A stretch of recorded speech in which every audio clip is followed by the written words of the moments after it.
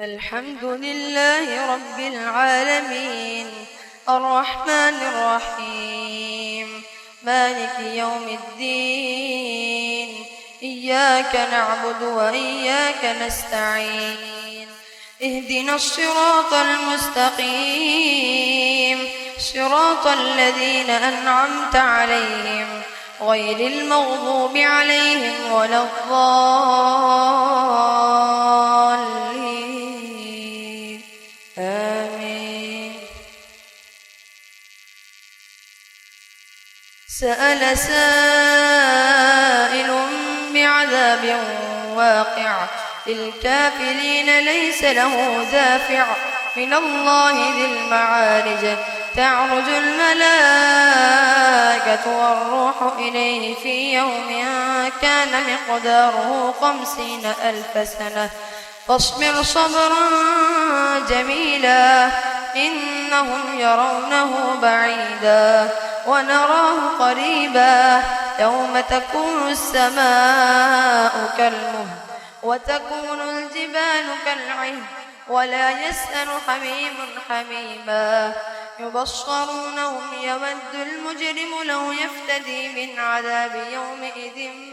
ببنيه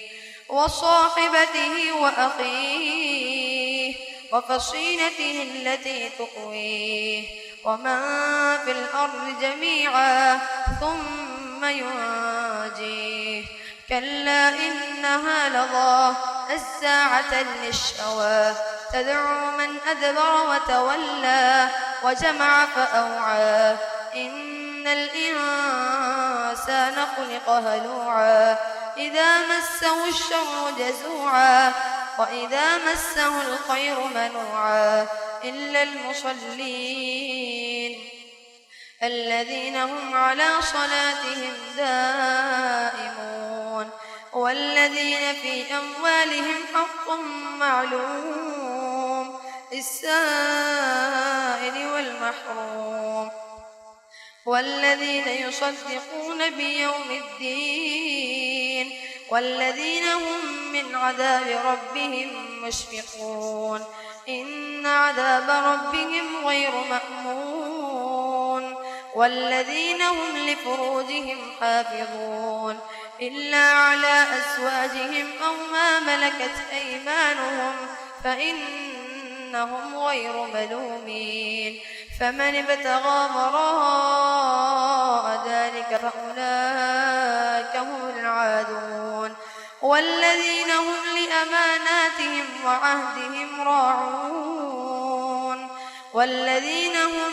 بشهاداتهم قائمون والذين هم على صلاتهم يحافظون أولئك في جنات مكرمون فما للذين كفروا قبلك مهطعين عن اليمين وعن الشمال عزين أيطمع كل امرئ منهم أن يدخل جنة نعيم كلا إنا خلقناهم مما يعلمون فلا أقسم برب المشارق والمغارب إنا لقادرون على أن نبدل خيرا منهم وما نحن بمسبوقين فذرهم يخوضوا ويلعبوا حتى يلاقوا يومهم الذي يوعدون يوم يخرجون من الأجداث سراعا كأنهم إلى نصب يوفضون خاشعة أبصارهم ترهقهم ذلة ذلك اليوم الذي كانوا يوعدون إنا أرسلنا نوحا إلى قومه أن أنذر قومك من قبل أن يأتيهم عذاب أليم قال يا قوم إني لكم نذير مبين أن اعبدوا الله واتقوه وأطيعون يغفر لكم من ذنوبكم ويؤخركم إلى أجل مسمى إن أجل الله إذا جاء لا يؤخر لو كنتم تعلمون قال رب إني دعوت قومي ليلا ونهارا فلم يزدهم دعائي إلا فرارا وإني كلما دعوتهم لتغفر لهم جعلوا أصابعهم في آذانهم من الصواعق وإني كلما دعوتهم لتغفر لهم جعلوا أصابعهم في آذانهم واستغشوا ثيابهم وأصروا واستكبروا استكبارا ثم إني دعوتهم جهارا ثم إني أعلنت لهم وأسررت لهم إسرارا فقلت استغفروا ربكم إنه كان غفارا يرسل السماء عليكم مدرارا ويمددكم بأموال وبنين ويجعل لكم جنات ويجعل لكم أنهارا ما لكم لا ترجون لله وقارا وقد خلقكم أطوارا ألم تروا كيف خلق الله 7 سماوات طباقا وجعل القمر فيهن نورا وجعل الشمس سراجا والله أنبتكم من الأرض نباتا ثم يعيدكم فيها ويخرجكم إخراجا والله جعل لكم الأرض بساطا لتسلكوا منها سبلا فجاجا قال نوح رب إنهم عصوني واتبعوا من لم يزده ماله وولده إلا خسارا ومكروا مكرا كبارا وقالوا لا تذرن آلهتكم ولا تذرن ودا ولا سواعا ولا يغوث ويعوق ونسرا وقد أضلوا كثيرا ولا تزد الظالمين إلا ضلالا مما خطيئاتهم أغرقوا فادخلوا نارا فلم يجدوا لهم من دون الله أنصارا وقال نوح رب لا تذر على الأرض من الكافرين ديارا إنك إن تذرهم يضلوا عبادك ولا يلدوا إلا فاجرا كفارا رب اغفر لي ولوالدي ولمن دخل بيتي مؤمنا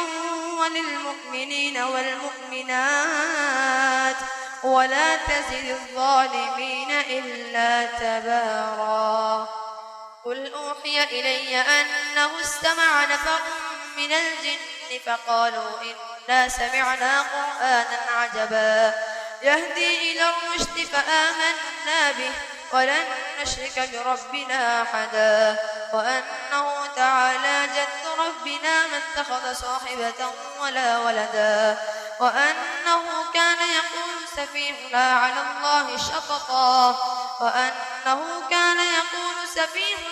الله شططا وأنا ظننا أن لن تقول الإنس والجن على الله كذبا وأنه كان رجال من الإنس يعوذون برجال من الجن فزادوهم رهقا وأنهم ظنوا كما ظننتم أن لن يبعث الله أحدا وأنا لمسنا السماء فوجدناها ملئت حرسا شديدا وشهبا وأنا كنا نقعد منها مقاعد للسمع فمن يستمع الآن يجد له شهابا رصدا وأنا لا ندري أشر أريد بمن في الأرض أم أراد بهم ربهم رشدا وأنا منا الصالحون ومنا دون ذلك كنا طرائق قددا وأنا ظننا أن لن نعجز الله في الأرض ولن نعجزه هربا وأنا لما سمعنا الهدى آمنا به فمن يؤمن بربه فلا يخاف بخسا ولا رهقا وأنا منا المسلمون ومنا القاسطون